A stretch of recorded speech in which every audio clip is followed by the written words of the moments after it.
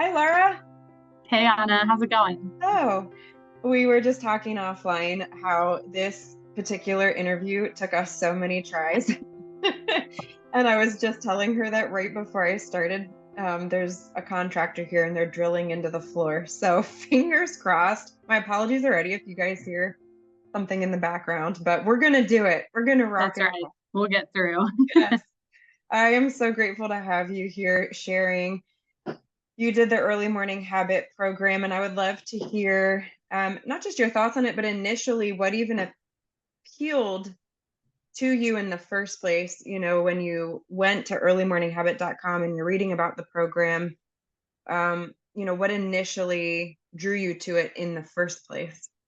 Yeah, that's a great question. I am somebody that likes routines and likes challenges and things like that.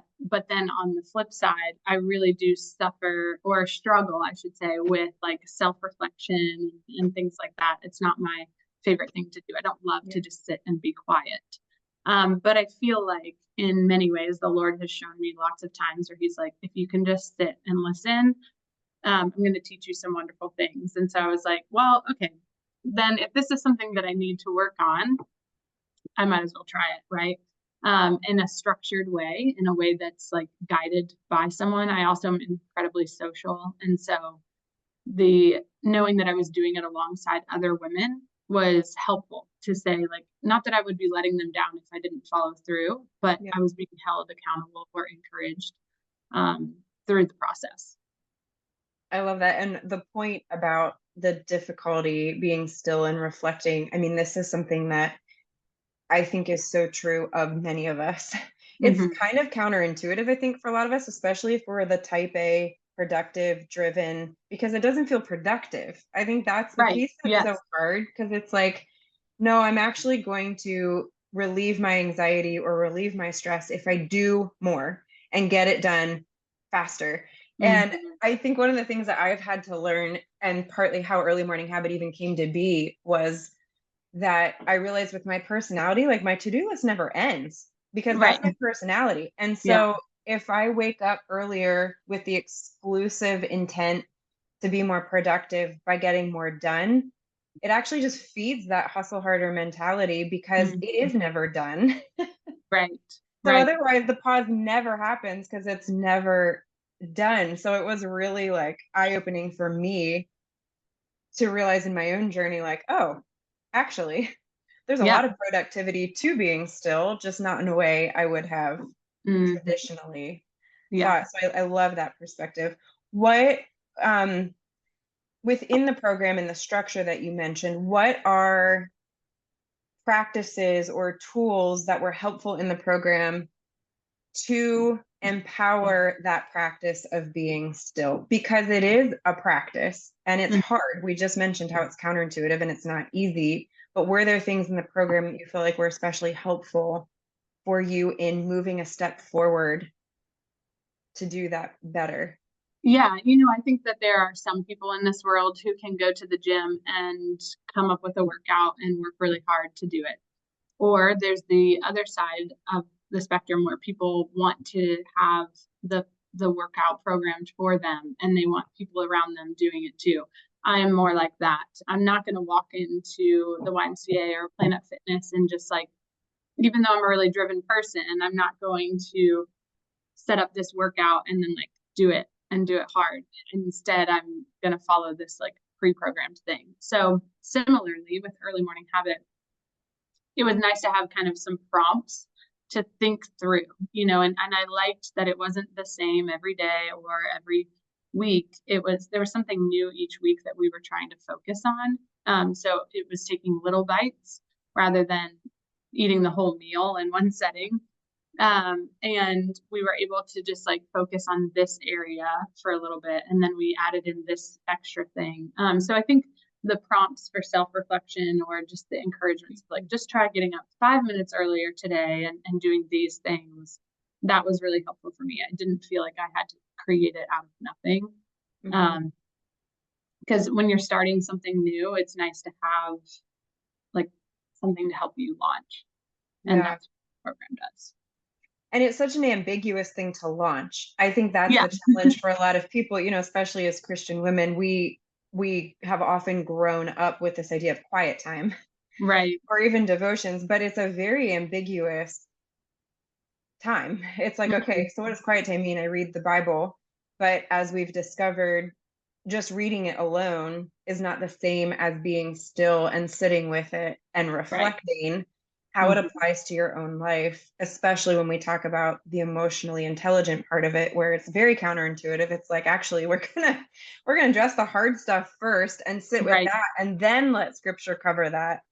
Um, while expressing our gratitude to the Lord is so to your point, I appreciate that feedback for you ladies listening and watching. What she's alluding to is in that quiet time, that idea of starting our day being, not doing, in stillness, it's structured. There's Mhm. guidance as opposed to just sort of like a vague, well, check off the fact that you got your devotions done this morning. Right. And as I like to say, it's scripturally based, but science backed. Mhm. So there's a lot of guidance and science behind it, even.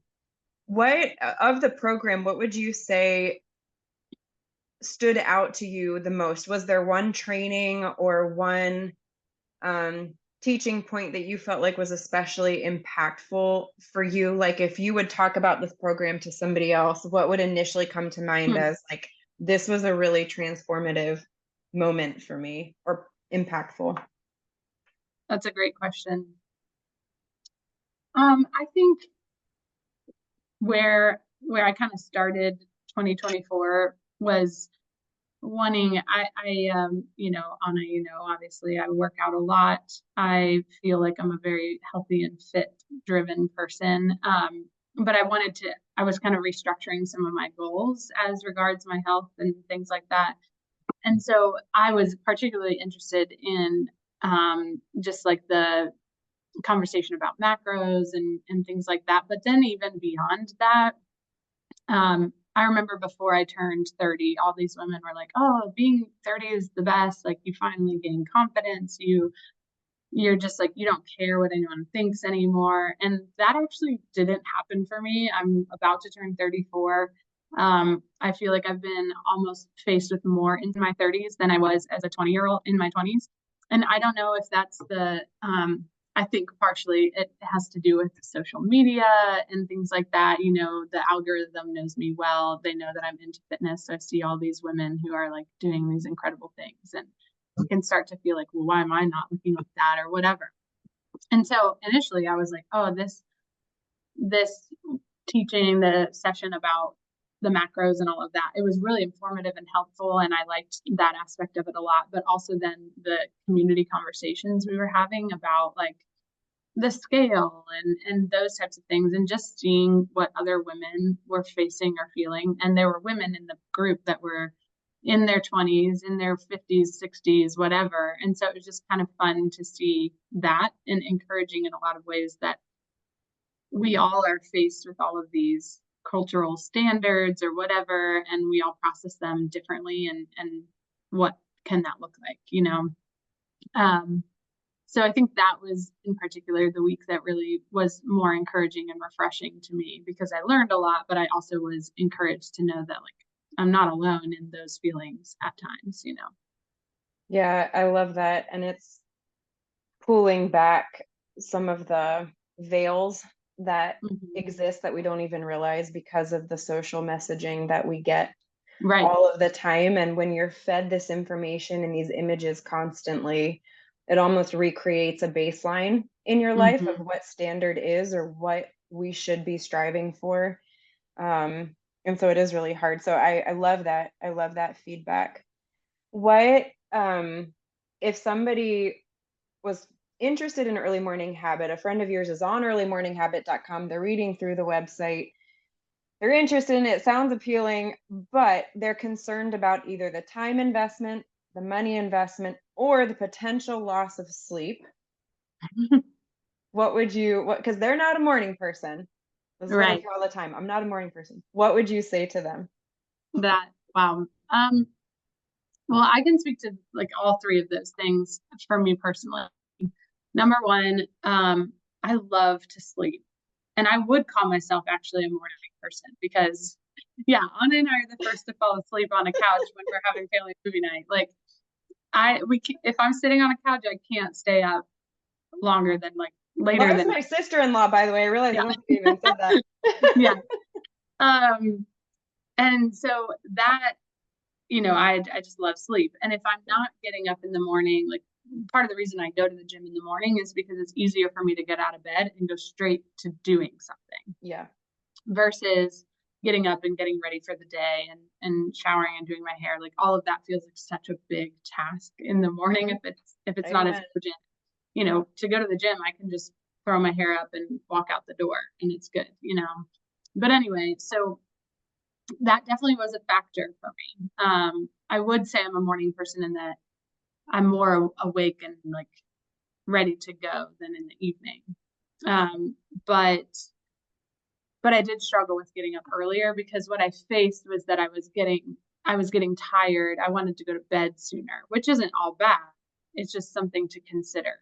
So Andy, my husband, he doesn't get up as early. And I also work at the gym some days. So that means that I'm not getting home until like 8 o'clock at night. And at that point, I'm ready to go to bed. But if I want to spend time with him, then I gotta, it's just that kind of sacrifice a little bit there. So those are things to think about. Absolutely. And I think I messaged this to the group that like on the days that I was coaching at the gym, my shift starts at 5:25. Well, that means if I also want to be ready for my full-time job, which is, in an office setting, I have to be dressed professionally and look good. I don't get to wear my gym clothes to my full-time job. I have to get up at like 3:45 to get ready and shower and get everything. Yes. So those days were hard because it's like, do I really want to get up even earlier? So Right. my schedule isn't the same every day of the week. And that was a big factor. The money concern, forgive me, I don't actually know the full cost of everything. Yeah, no Um, worries. For those of you listening, I mean, for those of you like, yeah, what is the cost? The 6-week program is $127. mhm. And then it's $27 a month for the membership after that. And then there's bundle and save options, but that's Sure. the main. Okay, so what I would Yeah. say to that is that um, I think nowadays, other than your standard gyms like your YMCA's or whatever, you're going to get so much more than what you pay for a gym membership or a fitness coach. And that's not what this program is only about. That's my point. It's like if you are paying for something like that on top of paying for something else and something else, this is all one package deal where you're going to get spiritual encouragement, health and fitness encouragement, and also just like daily lifestyle encouragements and tips and tricks for moving about your daily life and your routine. And I think that's so much more valuable than trying to do it on your own and trying to like piece it all together. And it's simple as far as the membership fees. Like I think a lot of times we want to pay little pay little, and then we also don't want to give much of our Yes. time and ourselves and stuff. And so it's like, but I want to see all these changes. And really, I didn't have to do much. Like, sure, I got up a little bit earlier in the days, but like at the start, even it was just like 15 minutes earlier, and the reward was so much greater. I mean, even though I am someone that doesn't like to sit in stillness, I can't argue the fact that the days that I did it and was consistent in doing it, I had a much better perspective throughout the whole day. And so I think the payoff is way bigger than other things that we invest our money into. And then there was a third factor. So you said sleep, financial, The and then time, a frequent question women ask because it's overwhelming, Yeah. It's like you sign up for a program and you're like, you want to do it perfectly, even though we say many, many times, imperfect progress, release yourself from perfection, but time is still a question, obviously, Yeah. women are concerned about. Well, again, the thing I liked about it that I mentioned earlier was that we took little bites along the way. Like the first week, it's not like we were getting up 30 minutes earlier than we were just the day before. It was like, okay, set your alarm 5 minutes sooner. And then the next week it was a little bit earlier, and so on and so forth. And then the podcasts and things like that, I would just listen to while I was getting ready, because I actually, again, don't like to be in silence. So I'll often have music playing or something. And so the podcast was nice for me to just listen to as I was getting ready in the mornings.